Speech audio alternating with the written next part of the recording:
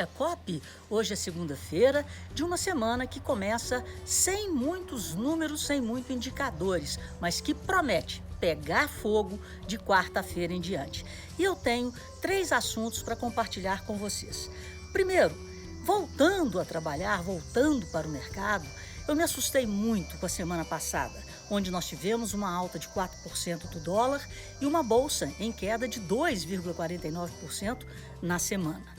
Troquei mensagens com o ministro Paulo Guedes sobre a decisão de elevar o IOF, que piorou muito o humor do mercado na sexta-feira. E quero dividir com vocês algumas explicações extremamente importantes. Primeiro, pouca gente entende da lei de responsabilidade fiscal.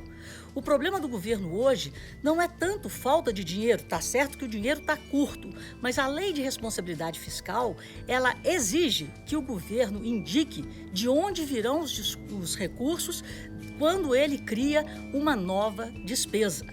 A arrecadação da Receita é recorde e aumentou 200 bilhões esse ano, acima do previsto. Mas isso não é suficiente, porque isso não é garantia de que essa arrecadação continue aumentando. É necessário ter uma fonte de recursos clara para que haja o gasto correspondente. E para encerrar o ano de 2021 e aumentar em mais de 20% a base de beneficiados com o programa Bolsa Família, que vai mudar de nome, mas é esse auxílio tão necessário àqueles que vivem na linha da pobreza, é que o governo teve que aumentar o IOF até dezembro de 2021, por um problema técnico, indicar de que existem os recursos por causa do aumento da alíquota do IOF. A partir da aprovação da mini-reforma tributária, do imposto sobre dividendos, esses recursos passam a existir. E aí, essa nova fonte poderá ser indicada e as alíquotas voltarão aonde estavam.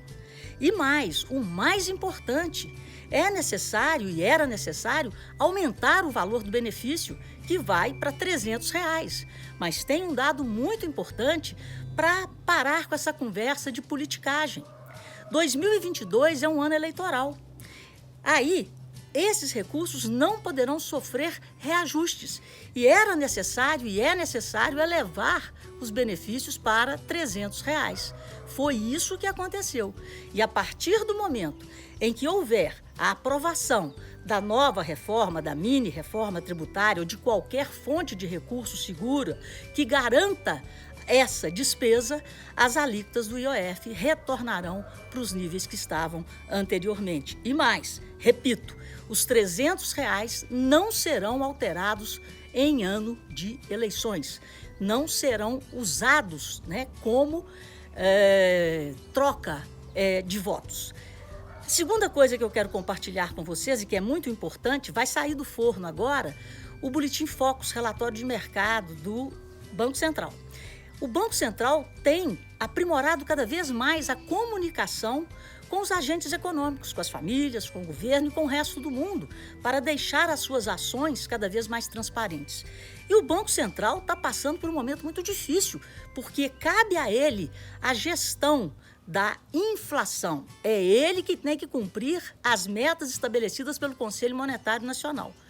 Então, para agir cada vez com mais clareza e com mais dados, o Banco Central, a partir desse boletim que será divulgado daqui a pouco, passa a ampliar a sua pesquisa semanal sobre IPCA, sobre a própria inflação, sobre o desemprego e sobre o PIB. Então, a partir dessa segunda-feira, nós teremos dados mais compartilhados ou dados mais específicos sobre, por exemplo, em relação ao IPCA, nós teremos o comportamento, além dos preços administrados, dos preços de alimentação ao domicílio, por exemplo. No que tange ao PIB, o Banco Central quer saber, sob a ótica da demanda, como está o comportamento do consumo das famílias, do consumo da administração pública e do consumo das empresas, que é o investimento chamado formação bruta de capital fixo, e ainda como andam as exportações e as importações. Dessa forma, a base de dados será ampliada para permitir que o Banco Central trabalhe com mais segurança os seus instrumentos de política monetária, e o mais importante deles é a taxa de juros, que é a elevação do custo do dinheiro ou a queda do custo do dinheiro para beneficiar o setor produtivo ou para defender o poder aquisitivo da moeda.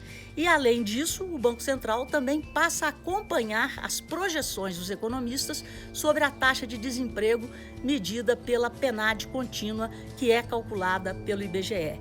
E, para terminar, eu estou falando isso tudo porque é semana de decisão de política monetária, do Comitê de Política Monetária do Banco Central. Na quarta-feira, conheceremos o novo nível da taxa básica de juros no Brasil. E, como eu disse, o falcão vai voar no céu do Brasil. A taxa de juros deve ser elevada em, no mínimo, 1 ponto percentual, passando de 5,25 para 6,25, mas já tem gente apostando numa alta maior, com a Selic podendo chegar até 6,75. A decisão é na quarta-feira e, no mesmo dia, nos Estados Unidos, temos também a decisão de política monetária. Ao contrário do Brasil, os Estados Unidos vivem um período de desaceleração da inflação. Portanto, por lá todo mundo tem quase que certeza absoluta de que as taxas serão mantidas. Te encontro na sexta.